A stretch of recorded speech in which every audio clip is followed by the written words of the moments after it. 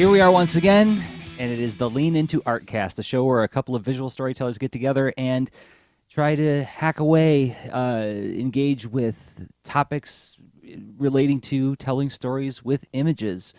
We think hard about visual storytelling, so you will too. My name is Jerzy Drozd, cartoonist and teaching artist. The other host is... Hey, I am Rob Stenzinger, UX and game designer. How are you doing, Jerzy? I'm okay. We're a few weeks out from A2CAF. Things are beginning to take, well, things have been taking shape for a long time, but they're nearly there. A2CAF, the Ann Arbor Comic Arts Festival, June 17th and 18th in Ann Arbor, Michigan. Can you believe this will be our 9th year doing this show? 9 years. That's awesome. That's crazy. So like all of the final pieces are starting to like take full shape with that, which is good.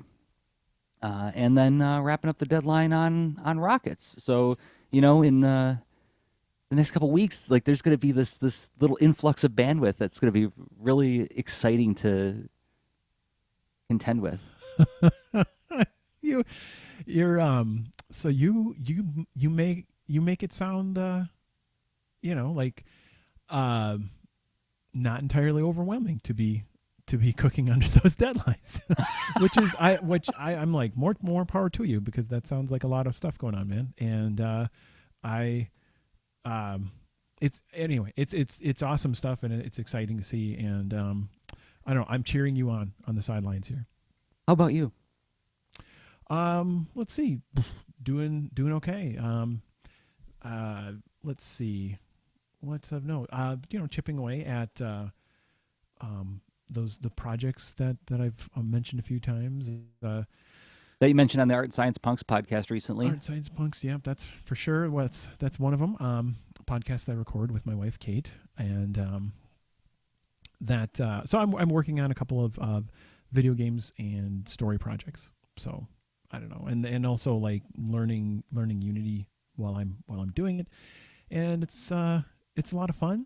And it's kind of an experiment, tackling it the way I am, from a variety of ways. So, as far as the tools, as far as like kicking the tires in the particular order doing the simpler things first, and I don't know. Hopefully, I'll share more progress publicly in the near future. So, because that's something on my mind too, is getting back into that habit.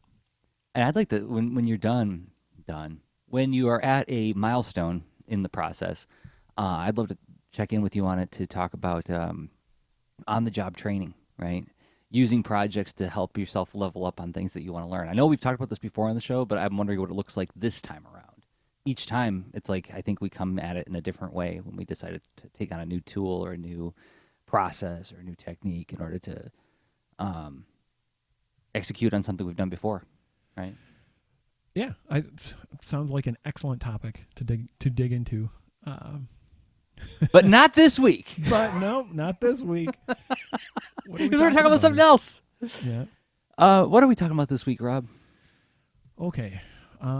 Let's see. I like your, so you titled this episode "Getting There, Being Here," and we're thinking about some tensions between like goals, strategies, and then like the kind of like day-to-day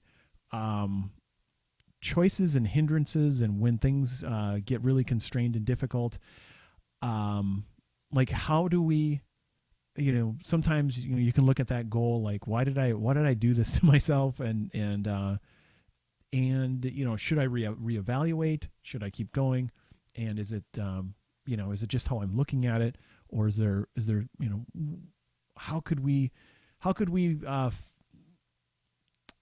what are ways to dig into this? And that's our topic. Right. And also kind of our approach to the topic.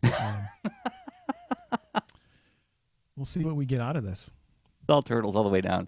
Mm-hmm. Yeah, it's like something we've said a lot on the show. At least I know I've said it a lot on the show. So I'm taking full responsibility if everybody's tired of hearing this. Is the reason I advocate for my students to begin their exploration of comics through the medium of mini comics is because if you're doing a big project, there are a lot of opportunities for you to question the project, your participation in the project, the quality of the work that you're doing in the project. You entered it thinking you were to get this, you're getting something different. Has the meaning changed? Do you even subscribe to the meaning that you originally wanted to pursue in the work? A lot of opportunities to stop and wonder if this thing is what you had hoped it to be, or if the experience that you're having is one that you hope to have. Um, and I think that's regardless of your experience level, because I go through this almost every project that I do. There's like lots of little pit stops and opportunities to stop and wonder, like, oh, you know, is the work I'm doing even any good? I think when we were checking in weeks ago, months ago, when you were asking me how Rockets was coming, I was like, I can't tell you. It's I'm so in the process right now that I don't know what shape this thing is yet, but I've been through this enough that I can trust myself that it's taking some kind of shape, and I'm looking forward to finding out what that shape is going to be. Um, so in any case, I think that's another aspect. At least that's the approach, or the contact I have with this topic is, even when you're doing something that is dream job stuff, there's lots of opportunities to stop and wonder about whether you're getting what you set out to do. And it occurred to me that that's kind of like, at least in my head, that gets divided into getting there, goals. I have a goal, and that's what you do. You define a goal, you sit down, you write out a map, you come up with a plan, you whiteboard it, maybe check it with a couple friends, and then you execute on that goal. And then if you get a little tired, you get a little sad, think about the goal, keep your eyes on the prize. But then there's a being there mindset too of, how are you engaging with it day to day, and how are you making it manageable and survivable, right? So getting there, being there, both different, also same. It's very, that's very, uh, it sounds like you're channeling the sort of, in a good way, the classic Mr. Miyagi, right? I mean, That was a line, wasn't it? Left different, side, different, same. different, same. Left side safe, right side safe. Middle squish like grape. It's all good. Like this is a important tool in our in how we investigate and troubleshoot, how we approach stuff. Is Mr. Miyagi tools. Time to dip into, that should be a segment of the show. Time to dip into Mr. Miyagi tool bag. We haven't talked about him in a while. So you want to dive in and do it? Want to play some bridge music here? Yeah, let's go for it. All right, here we go. Like we woke up in the morning, and the machine is making us breakfast. Time to get ready for the day of thinking about visual storytelling. That was Danny Elfman, by the way, from the Pee-wee's Big Adventure soundtrack, if you're wondering. Oh, I was. Thank you. Okay, where do you want to begin? Where do you want to begin with this exploration of this thing? What's jumping out at you, Rob? Okay, so setting a goal and then having this I mean, in a way, like the tension between like goals and my expectations is one angle, right? Where it feels like, since we're on the ground and it's the day to day. It's like, well, my like everyone's day, there's a variety of commitments. I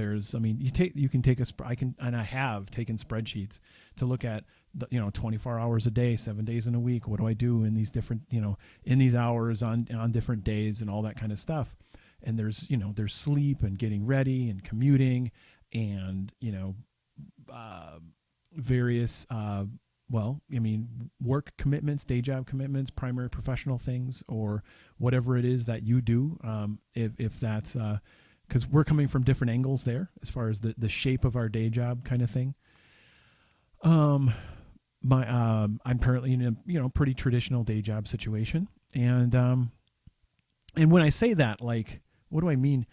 It's so funny. Like, I can get off on a tangent just to describe what do I mean by day job, because I think that can be really carry a lot of significance by using that moniker instead of like career or work versus home or whatever, right? Because the idea is, well, we're talking about capacity to do these goals, right? The goals that, like, in particular, that, experiencing some kind of like tension, right? Like mismatch of expectation versus results and current outcomes, where using, looking at the flow of the day, having expectations about those goals, and then getting to the end of the day, and some days not making any progress, not even like a nudge, not even like a whittling, right? Metaphors that I think of as far as, okay, any big task can be broken down into smaller tasks, probably should be broken into smaller tasks, and then maybe those smaller tasks could be broken down into smaller things still. And if I make my process, if I find a way to be compatible with that, I can make progress in small increments, right?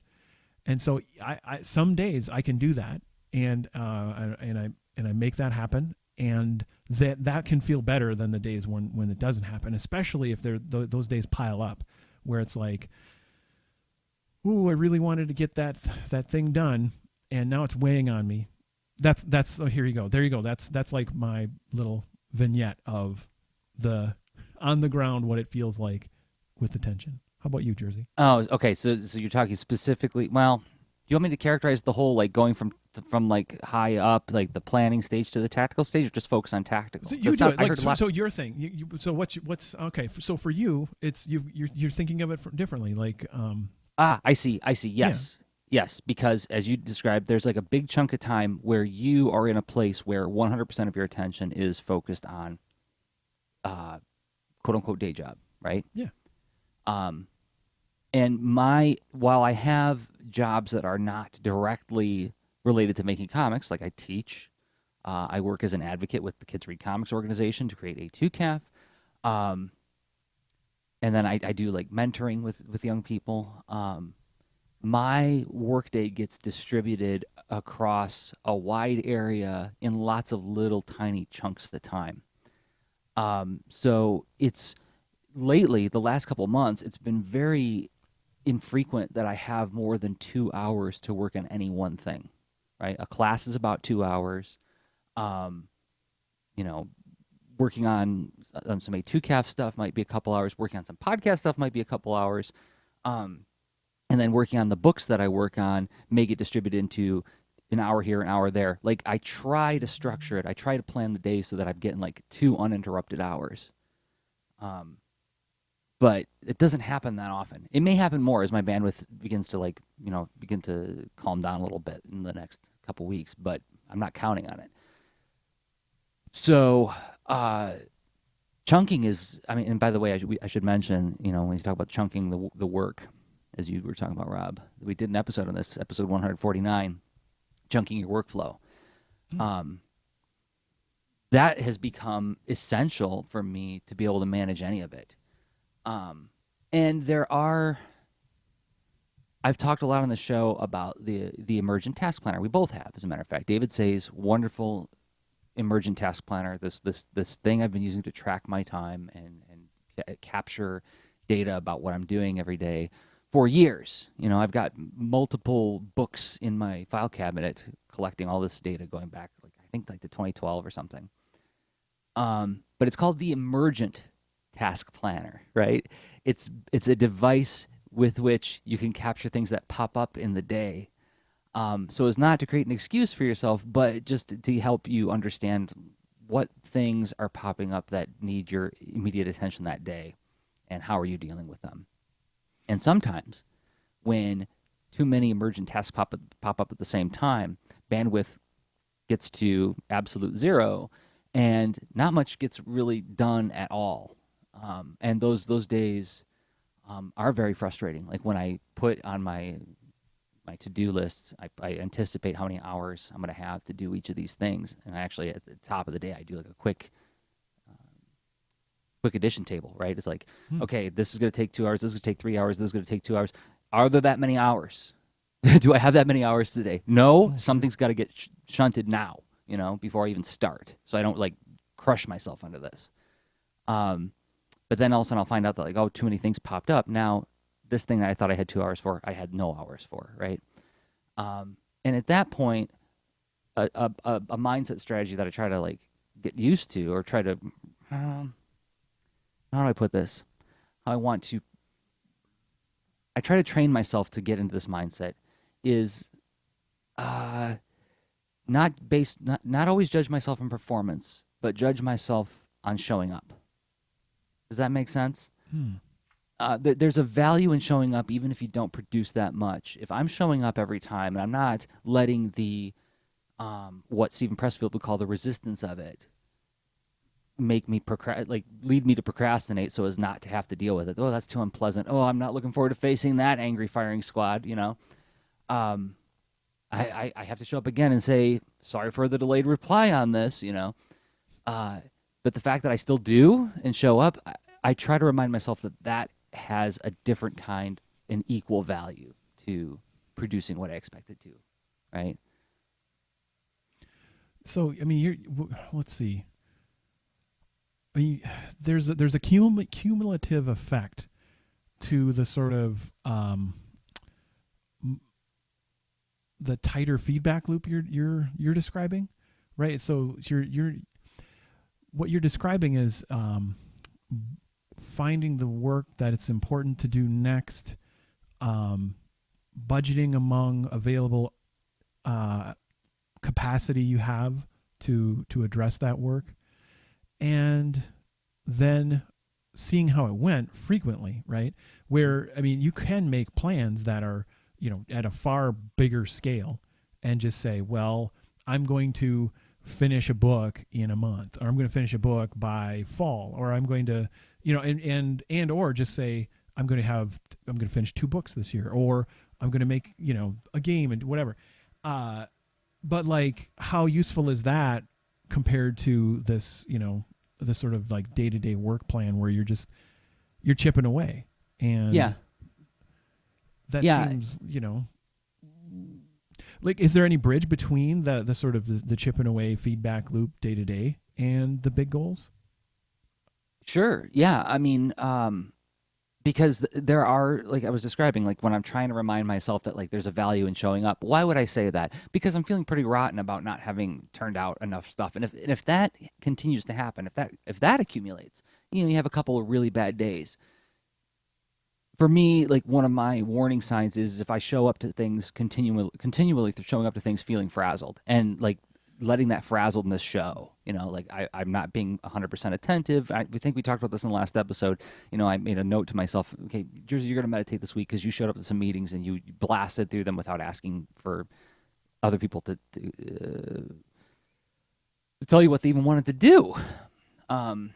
How they had hoped to contribute. You just told them what you wanted and then walked out. Like when that happens, it's like, okay, you're not in a good place mentally. So what do? Okay, well, you check in with your goal. Am I doing something that's heading towards my goals, my big one-word sentences of these are the things I hope to accomplish in this life? Sure. That sometimes that is very cold comfort though, because yes, I am working towards these things, and while I'm working towards these things, I'm still encountering these frictions. I'm still short in this particular aspect of my life. Yeah, but it's really hard to work under these conditions, or this specific work in this specific group, or work in such a way where I don't get to necessarily take Saturday off this month. But That you're got working a towards lot your worse goal, when right? you added this month. Yeah. Yeah. But so, yes, there is a bridge where I can stop and take a look at, am I working towards my goals? Sure. Is the work I'm doing in the meantime meaningful? You bet. Is it still so hard that I can allow myself, or I find myself feeling overwhelmed, underappreciated, overextended, and inadequately compensated? See, and that's when I start to feel aggrieved.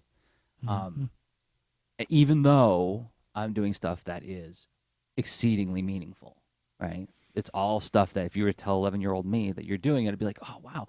But there's still opportunities to feel that friction when, again, when you talk about, like, I think most people I know have problems navigating that capacity, and this ETP stuff. It's like some of my friends joke with me, like, "Oh, you're so organized, Jerzy." I'm like, "No, no, you see my office? I'm not that organized. This is like this ETP thing is like a lifeline.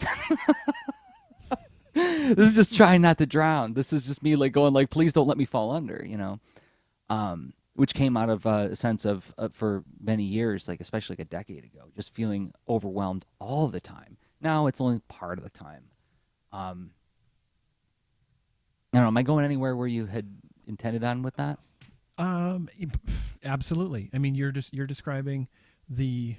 Um, I mean, I don't know how universal it is. I have my experience, and I have people I've talked with. I have the, books I've read, podcasts I listen to. So, I mean, am I just sort of gravitating and forming my own information bubble to feel okay that I get really stressed about this stuff, or feel some kind of tension and anxiety that I don't, like over time as I work through it. I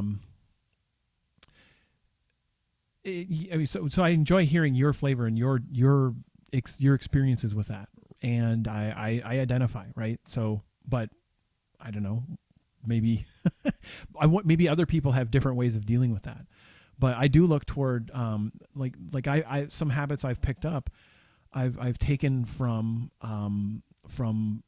practices where it's like, well, I do think it's important to you know uh, uh, meet commitments to family and financial life and all that kind of stuff. I mean, I've anytime I've like bucketed out like areas of concern within my life experience, I end up listing things sometimes in different ways, different years, but there ends up being buckets like friends, family, finances, career, or work, and then home, or whatever, in like these buckets like you'll find in like task planning tools or whatever, right?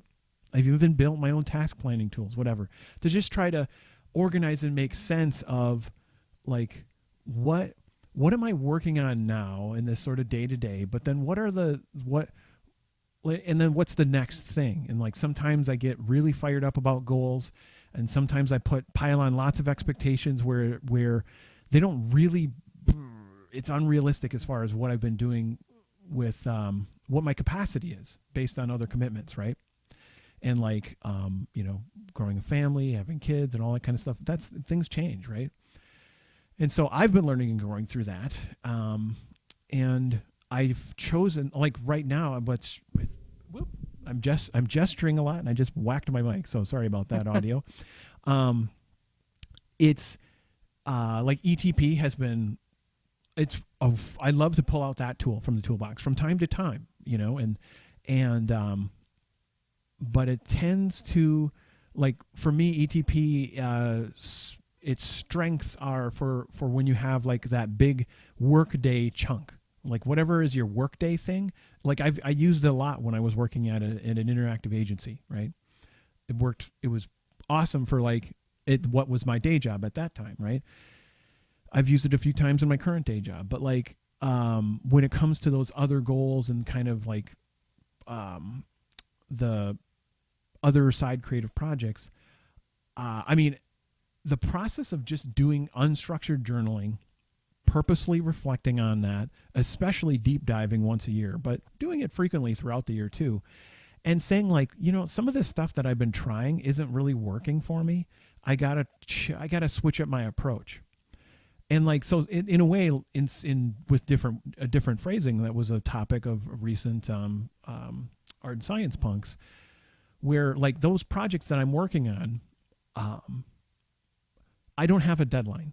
And for some folks, that is literally just, double dipping in the chip dip or whatever. I that's a big party foul for creative folks to like not have a deadline.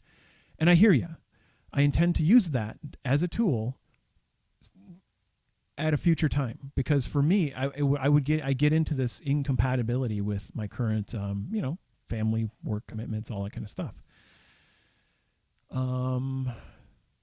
Yeah, I don't know. So different lens, different angle, different, similar concerns. And that, I think, yeah, under the umbrella of what does this look like? And, and then what it also looks like is, 2 hours of creative time for me is very rare, right? Right. And it's almost too much because that's not my current lifestyle. And what I do is I'm ready with my list of, okay, I don't know exactly what I'm going to work on, but I can refer to my, OmniFocus database, right? And quickly pull out a task for one of the projects that are sort of like what I've approved for myself. Like, these are my main side project things. And what's next? Okay, I want to pick something that I can, that's compatible with what I have going on right now, or just nudge something where I'm stuck.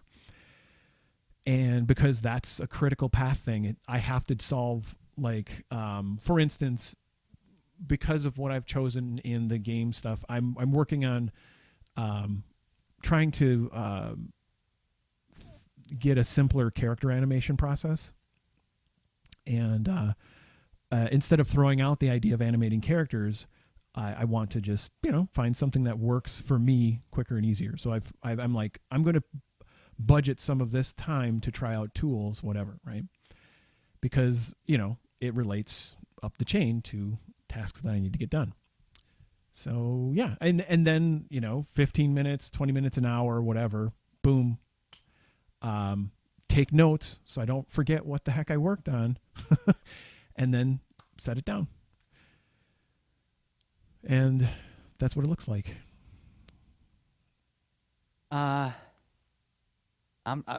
Maybe the second half of the show will have to be talking about what it feels like, because I got some questions on that, like what your brain looks like when you're walking away from it. Because I've got a couple different ways that I react to that. Like when it's like I'm in the middle of this, it's going great, and then alarm just went off. You've got 15 minutes to get to class. Time to switch gears.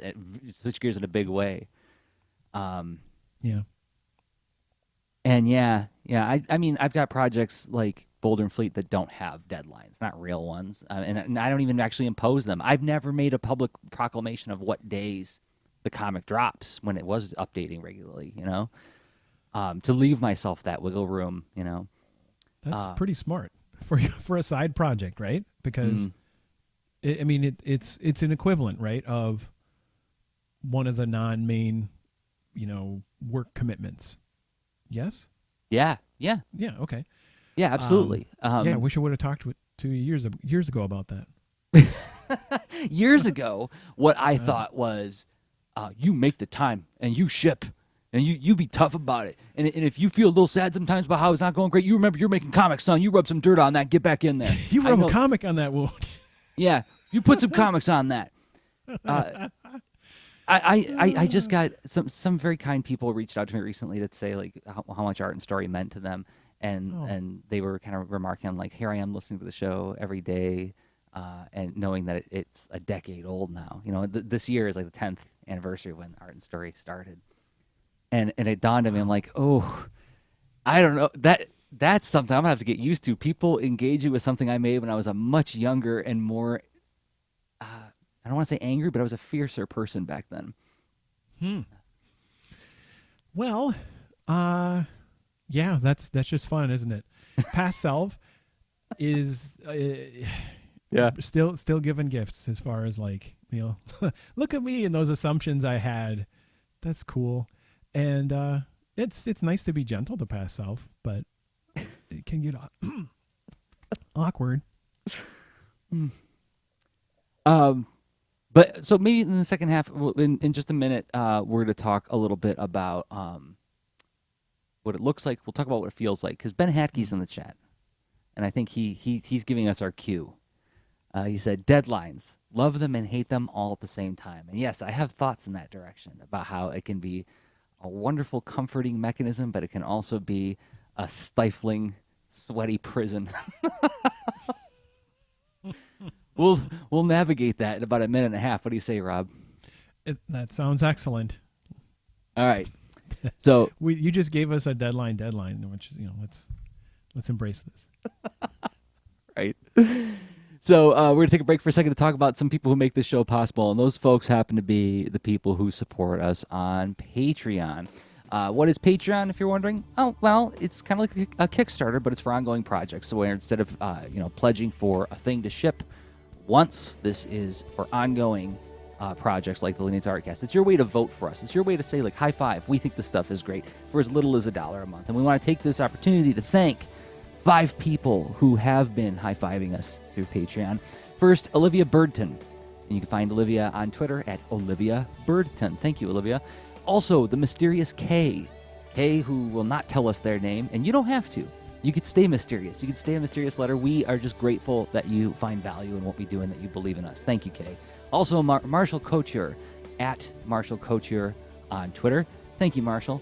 Cameron Callahan at Cam Callahan on Twitter, another cartoonist. All these people, I think, are cartoonists. But thank you, Cameron, for supporting us and believing in us. And finally, Angela Mitchell. Angie Makes Stuff on Twitter. Thank you, Angela. And if you want to check us out on Patreon at patreon.com/leanintoart, you will find all the shows that we produce there. But you'll also find the Extra Lean shows. What's the Extra Lean show, Rob? The Extra Lean show is a place where we do this extra podcast once a month just for the patrons, and it becomes also like a little discussion thread.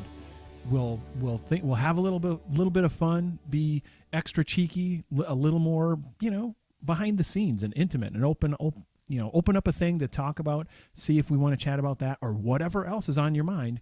Every month that's a special post we call Open Mic, and we combine that with Extra Lean. And we thank everybody who has supported us at patreon.com/leanintoart. Mm-hmm. Thank you. Pretty easy to remember. Just Patreon and then the name of the show. Boom. You're there. All right. Is it time for a second part? Yeah. Let's get thinky about this. 3, 2, 1, contact! Okay. Ready to think hard. How does it feel? How does it navigating these feelings of the meaningful moments, the meaning of the work, right? Where are you gonna go, Rob? You look thoughtful. Oh, well, I mean, we've got a it depends on what kind of glasses you're wearing as you walk into the tavern. But there's these characters that could seem like unsavory, or the long lost friends, right? That could carry you through anything. I mean, you've got how you feel about your work and the stuff you're passionate about. There's your feelings. There's your deadlines, right? Deadlines are standing there.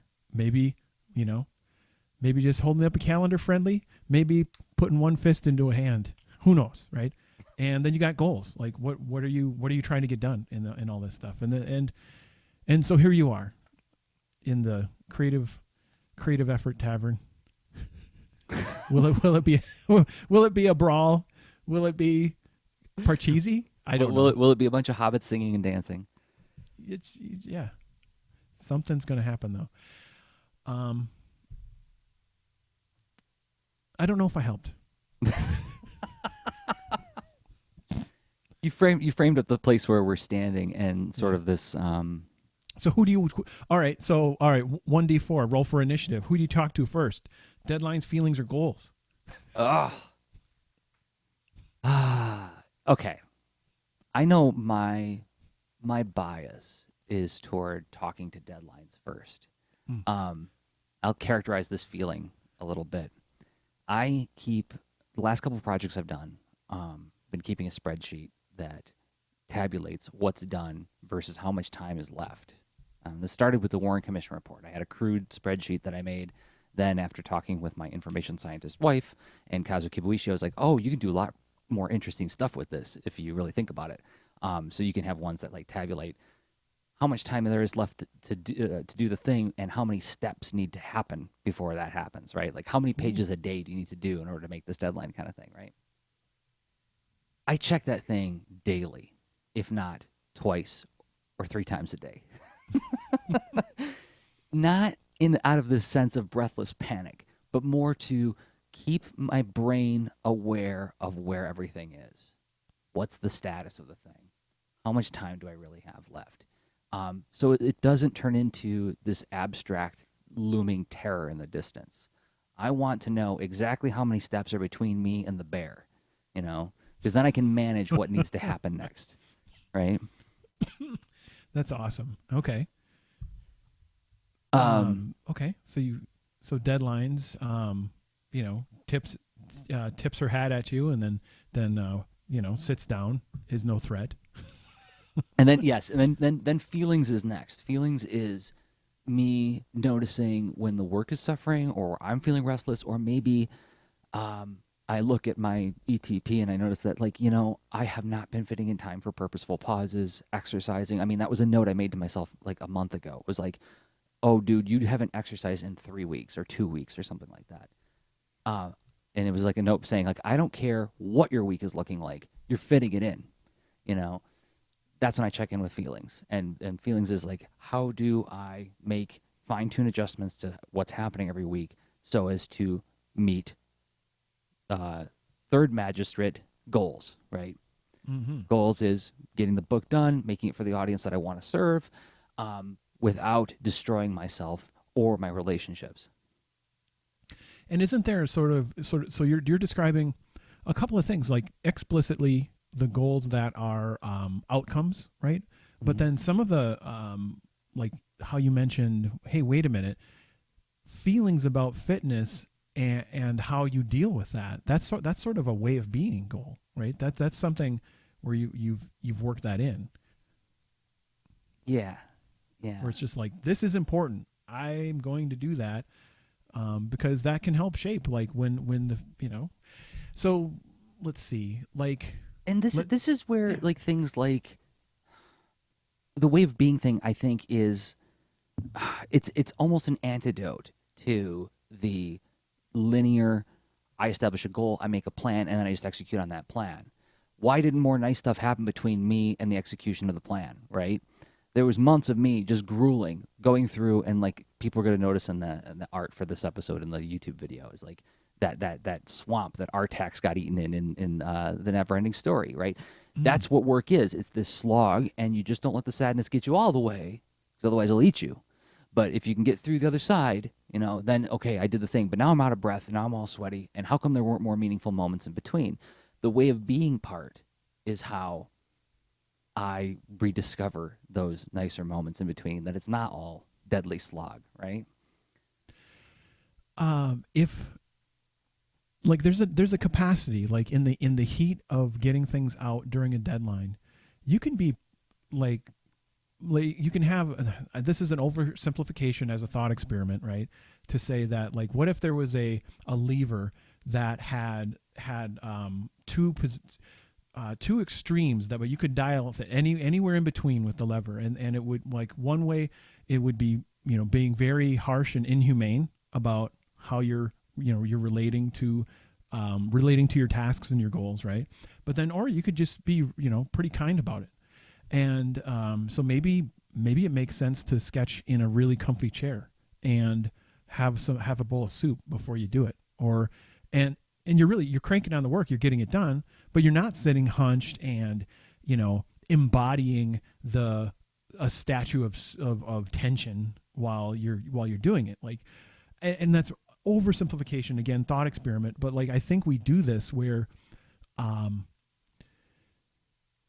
you go through have you ever done that, like where you are working on a deadline, maybe you're getting the right progress done at the right time, you meet your deadline, you meet your commitment, and you do that for one deadline, and you feel like a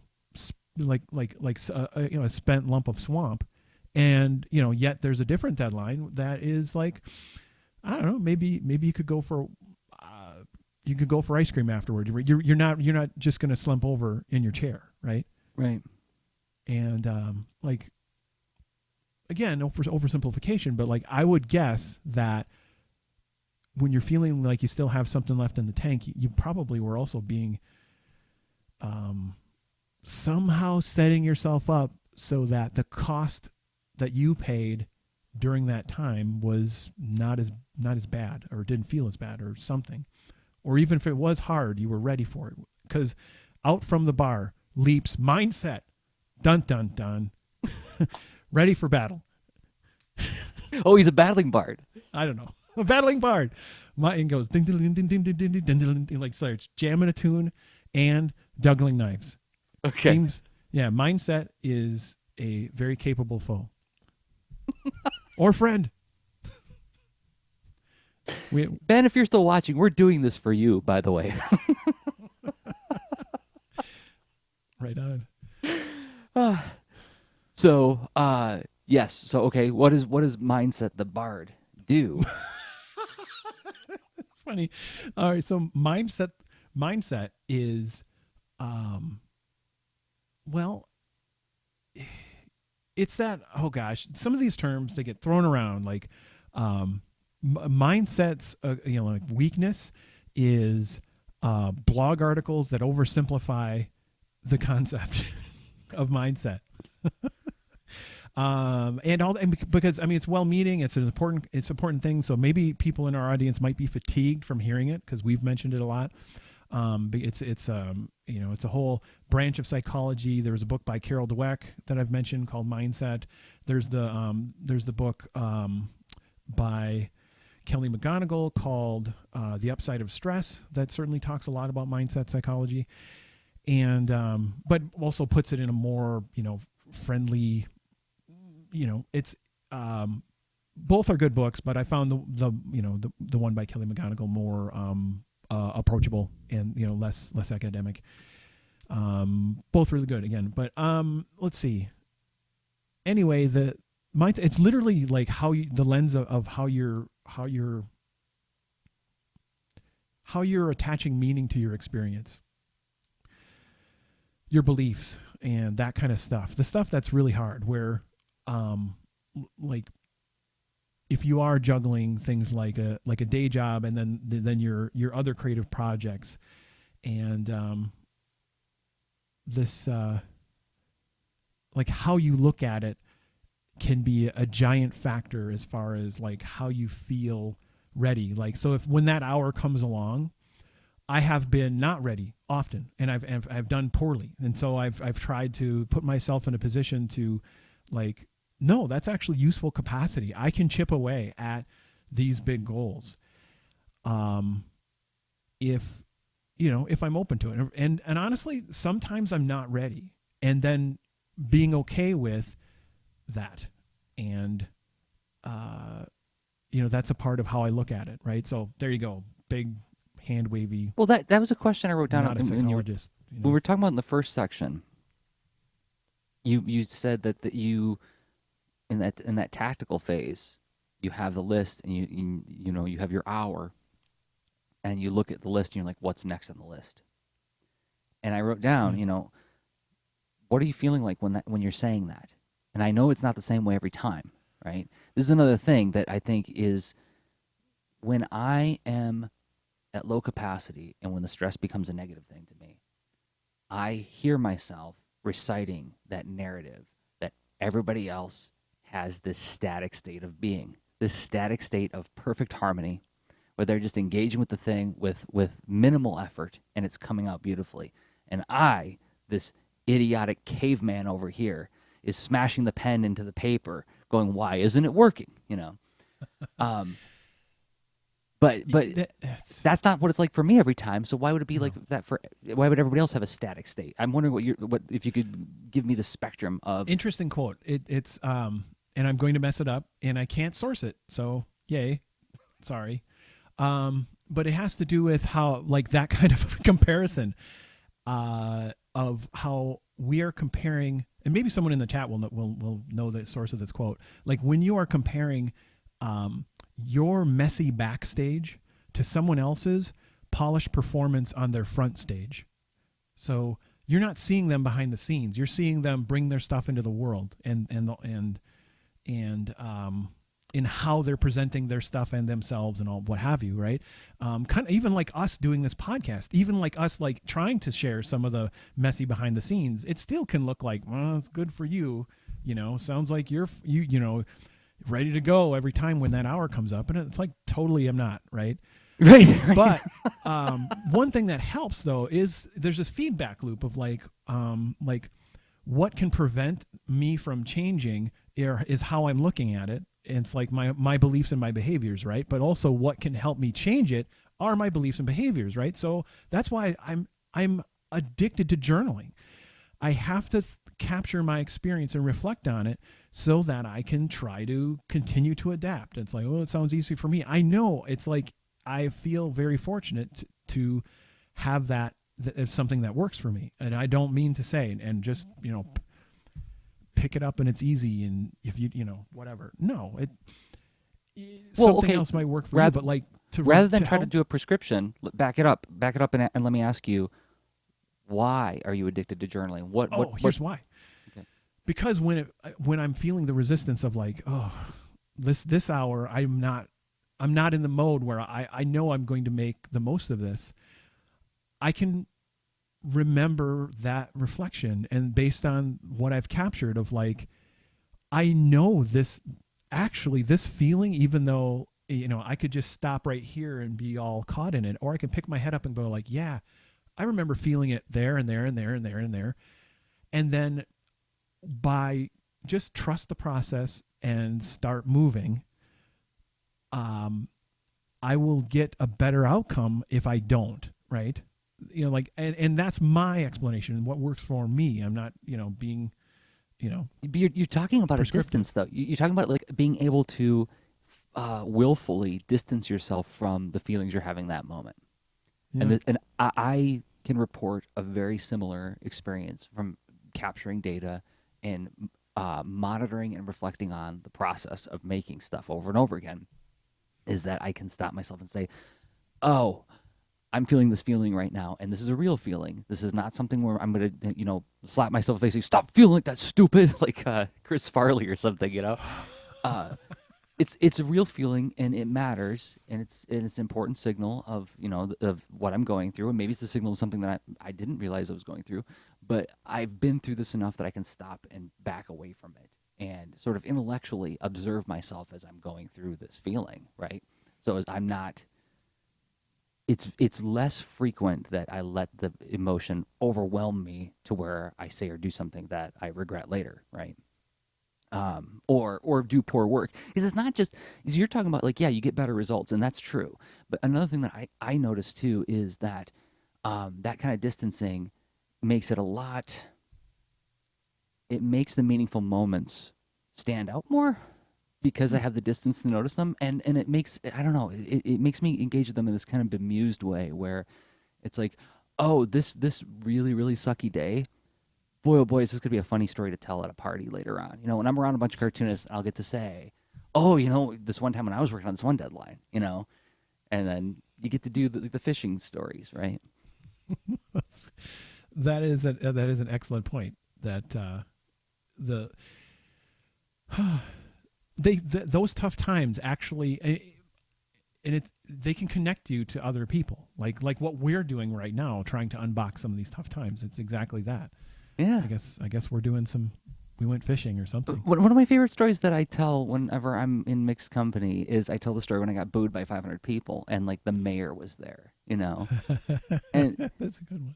Oh man, did that suck? That sucked so bad. But when I tell the whole story, it's fun to watch people like kind of go along like, wow, this is going to be great. And then, oh, that must have hurt really bad. Yeah, and then it got better again. And then it got even worse after that, It's a marvelous story to be able to tell now, And nobody got hurt. I don't have to tell a story where anybody got hurt. Vanillion is in the chat. And bless you, Vanillion, for doing this. They found the quote. The reason we struggle with insecurity is because we compare our behind the scenes with everyone else's highlight reel. Stephen Furtick. We have attribution. Interesting. That's cool. That is awesome. I think that sounds like it. Cool. Thanks for doing that. One thing I would find interesting, because I know we're probably getting to our final thought, right? Yep, because we're headed there. I mean, we've walked around this. It's not going to be a definitive thing. It's honestly, this is another like lean into art, like core food we serve, right? Fresh plates of, boy, this is difficult. And how do we look at it? But I gotta say, I know what to tease for the final thought. Oh, please. All right. Is it time? Yeah. Let's do final okay. thought. I want you to tell the story. Tell the story of the. Oh, when I got booed by 500 people? Yeah, when you got booed by 500 people.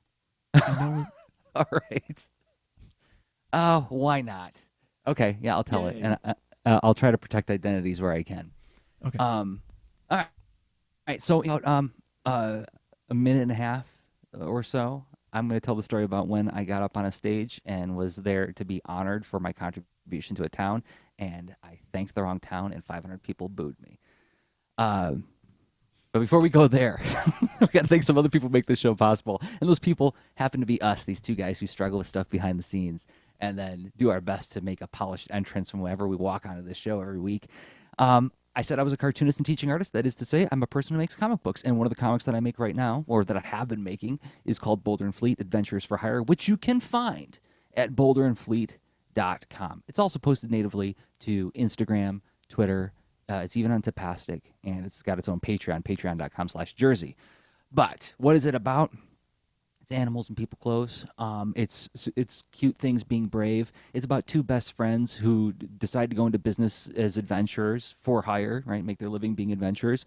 But only one problem.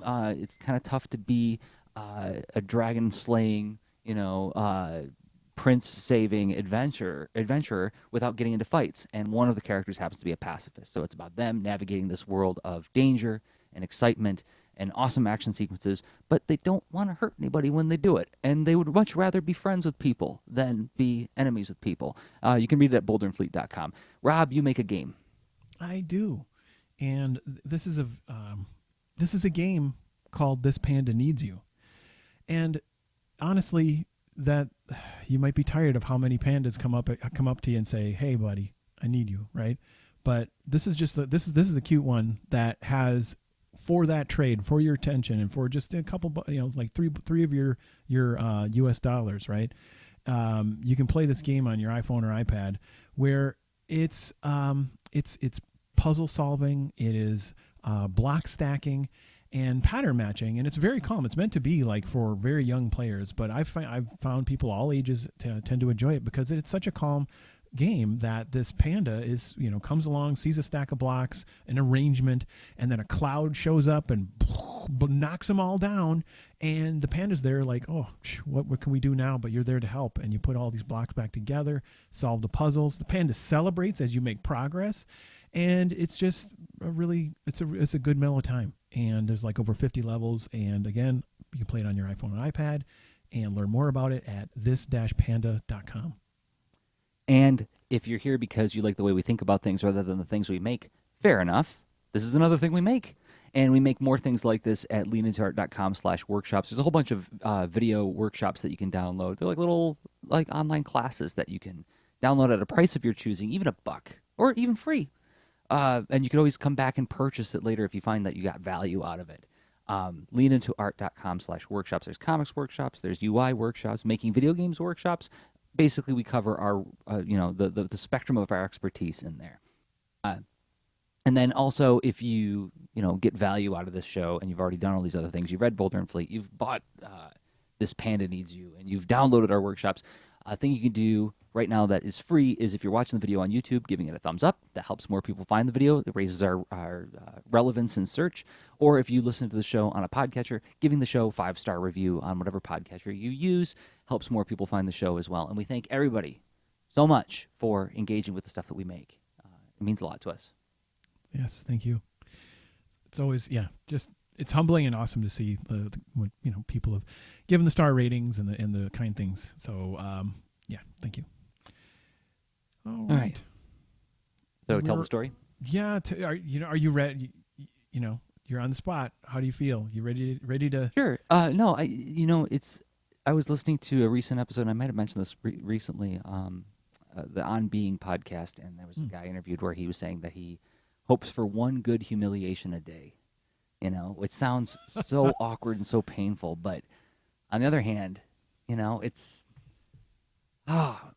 getting triangulation, getting perspective, right, is also another function of that. And I feel like this was one of those things because, let me not become the arrogant monster who looks in the mirror and says, like, only a god could put this together, It's good to be kept humble. I get that, but like, also like one a day does that even work for someone who wants it? Fascinating. I don't know. I was talking with a friend, actually, I was talking with a friend recently, and I mentioned that quote to them. They were like, I don't need to ask for that. Like, yeah, these things kind of present themselves with or without our consent. All right, so here's the story of when I got booed by 500 people. Years ago, I was asked to be the artist in residence for the city of Chelsea, Michigan, which was where a lot of local organizations headed by the Chelsea District Library hired me on to bring comics programming to a whole bunch of different venues there. Like, so at like local organizations, but also at like they had like some local art fairs. They interviewed me for their, you know, like this local TV interviewer interviewed me for their show. I got to do all sorts of different kinds of presentations myself. I got to hire artists like Matt Fiesel and Ruth McNally Barshaw came into town to lead workshops for kids. So it was me acting as a conduit for the kids of that town to broaden their understanding and appreciation for the medium of comics and get them making comics of their own. Dream job, right? Getting paid to do this. I, as part of it, part of my job was also to act as a sort of a front man. Not front man. I was asked to do a lot of presentations to various stakeholders to explain to them the value that this project was bringing to the town, right? So I had to do lots of public speaking for this. A lot of small gigs where it's like, oh, you're going to talk to the Lions Club. No big deal. 10 people. Do it in my sleep. Easy job. But then one day they were like, and this was, and throughout this thing, it's like I was treated with so much respect and deference that it's a really good feeling to have people treat you with like a lot of respect, to be treated like what you're doing matters to them a lot, and and have that feedback loop continuously, right? Even working with like the local gallery to do a gallery show that year. You remember during Kids Read Comics that summer, right? Mm-hmm. And it was this very buoyant kind of feeling around the whole thing. And I started to feel like, wow, maybe I'm onto something. Maybe all this effort I've been putting into my work all these years is starting to like turn into something that's gonna be meaningful to not just me. So one of the climaxes of this project was they wanted me to do some kind of like keynote talk at this breakfast where like the police chief and the mayor and all these important people were going to be there. There's like 500 people in this room. But what I didn't realize until it was too late was that this talk was like at 7:30 in the morning. It was really early in the morning. A talk? Yeah. That early? And, you know, it's like one of the things I enjoy about my line of work is I don't often have to get up before 9, you know. Like 9 o'clock is like usually when my day starts. Wow. Yeah, I know. Doesn't that sound like absolutely just like that's like Caligula? It's so disgusting. To sleep until 9. Oh, yeah, that's wonderful. Good for you, man. So that was all to say that I was unprepared for what it would take to get up and go out of town and show up at a talk at 7:30 in the morning. So when I got there, I wasn't fully caffeinated. I was really dragging. And then they served us breakfast. So like I'm really tired. Now I eat this big breakfast and eat all these pancakes and stuff. And I realized too late, it's like, oh, you shouldn't have done that, Jerzy, because now you're even more logy. And so I'm pounding coffee before my talk, you know, but as best I can. But it's not working. Oh, no. So I get up on the stage, and Chelsea and Ann Arbor kind of have a friendly rivalry with one another, where they both, it's not like our sports teams hate each other or anything, but there's just like, it's like what happens in small towns that are in close proximity, right? Like Shelbyville and Springfield kind of thing, right? I do a lot of work with the Ann Arbor District Library, a lot, and have for years. I walk up onto the stage, and I'm still groggy, and there's all these people in the room, and I say to the room, I would like to thank the Ann Arbor District Library for bringing me here. I thank the wrong organization in the wrong town. Everybody in the room boos.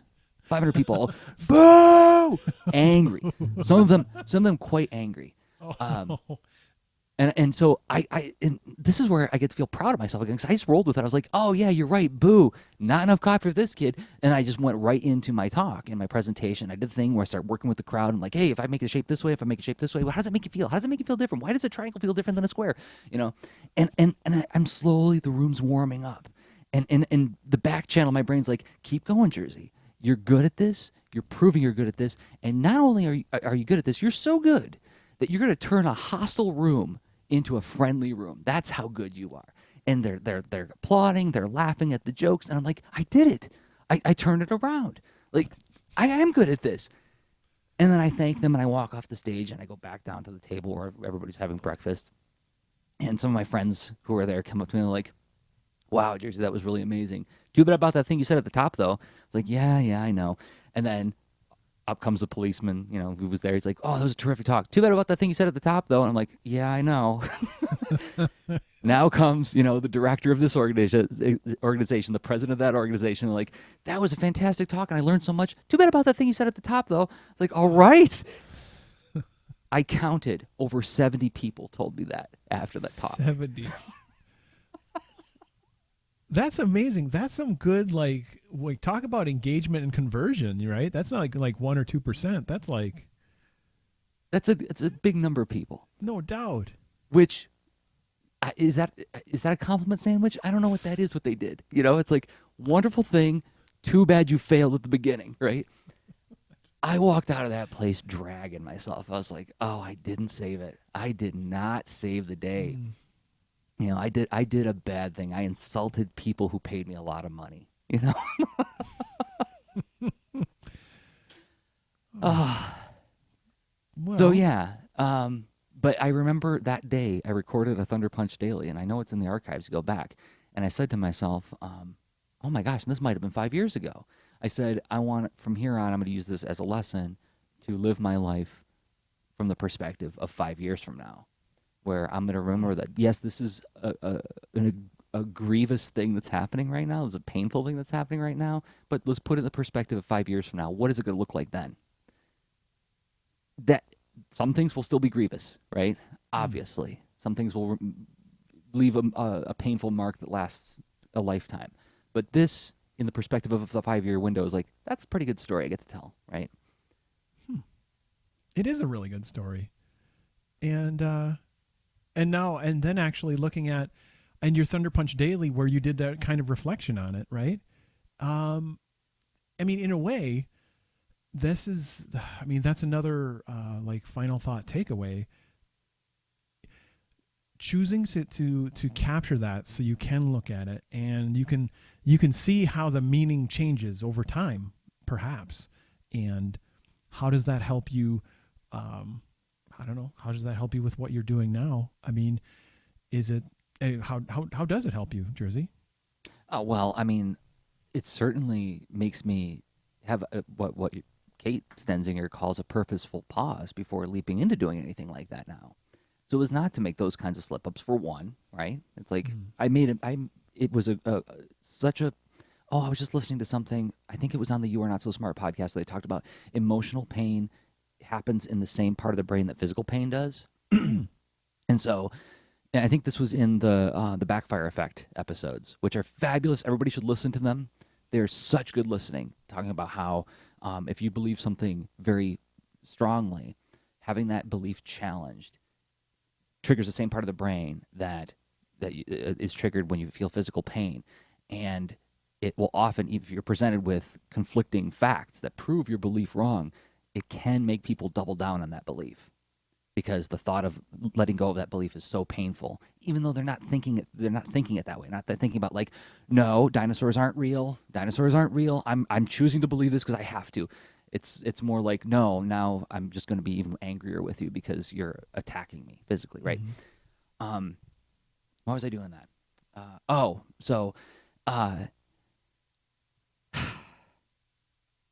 We were talking about the reflection part of it. Yeah, the reflection part of it, and like, how does it inform what you're doing now, right? Yeah, and that's so right. Okay, yes. Purposeful pause. So so that experience left a wound in that part of the brain, so to speak, figuratively speaking, which makes me more aware when I step up to do something that's going to require some kind of performance aspect. I'd stop and take a breath and sort of assess what I'm about to do one more time. But also, it's a perspective building thing, like you were talking about earlier, is being able to poke one's head up above and look at it in a broader context. That's pretty cool. And like how, now I wonder, is that Thunder Punch Daily available to link to? Yeah, it's could at be a good thing too. comicsaregreat.com. And it's right in the sidebar. I don't know what episode it is. I will try to find it. That would be the hard part. So could be. It might even we be all know called it's 5 years from now. We all know it's there, but lots of interesting tie-ins to what we chatted and what we walked through, which I think we did do that. Yeah, I think so too. Yeah. Vanillion is being kind to me in the chat. They're saying, sounds like the public speaking equivalent of the Flashdance finale. A big stumble, then a courageous decision to continue, then an excellent performance. I'd call it a success. Well, I appreciate that. I also think about how in the Olympics, like there's always that one person in the gym, the gymnast team in the Olympics who does the parallel bars whenever, lands, falls down. But then they still get up and do this thing, and everybody's like, "Oh, so brave!" It's like that's one of those things that is crack to me. It's like people being really brave despite having humiliated themselves. Oh, eat that stuff like poi. It's so good. Yeah, that's and it's not the same as far as like we don't have the big obvious tumbling mishaps caught on video, but like if you journal, it is something to look back on, and you can kind of piece it together, and I don't know, that's me twisting your analogy to say, hey, journaling one more time. Some kind of collection, some kind of gathering, and a period of even if it's recording your own microcast, right, to just process the thoughts. Exactly. It's why we do the art sound off thing, or it's why we did it for the last 3 years. It's why we talk about journaling on the podcast, and that's in different forms. Like maybe there's of course the more data centric ones. There's sort of the whole project planning ones where Joseph Coco mentioned Gantt charts and how project managers use those, or like the spreadsheet like Jerzy was talking about. You get some kind of structured way or unstructured. There's going to be nuances that are worth having. It's not like you have to hold on to every single bump or bruise or drawing you ever did or what have you, but like you're going to crunch it down. You're going to summarize. It's not going to be all every nitty gritty moment. That will be this unfathomable giant mountain of data. It's going to be something though that it's going to be the process of capturing it, the process of looking back on it. It's just so valuable. Agreed. Yeah, biased, right? But anyway, yeah. Not every problem's a nail, but that hammer has worked very well for us. Mm-hmm. Yeah, it gets you out of. I mean, it's short term memory stuff and habits and whatever. It's like this extra little signal out there. All right. Well, we'll be back next week to think about this stuff some more. And it'll be archived at patreon.com/leanintoart, leanintoart.com. There's more social media links we're going to throw out in a second. I want to thank everybody for downloading, listening, and watching, and for the thumbs up on the YouTubes and the ratings on the iTunes. And until next time, I have been Jerzy Drozd of leanintoart.com and Jerzy on Twitter. And I've been Rob Stenzinger of leanintoart.com and Rob Stenzinger on Twitter. Okay, bye. Show notes for this episode can be found at leanintoart.com. You can also follow us on Twitter at the user leanintoart, and you can reach us via email at leanintoart@gmail.com. And remember, leaners aren't wieners. Thanks for listening.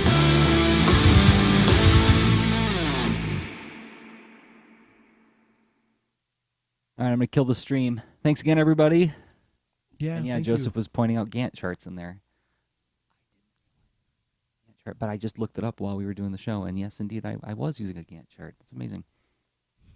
Super cool. Thanks, everybody. You guys.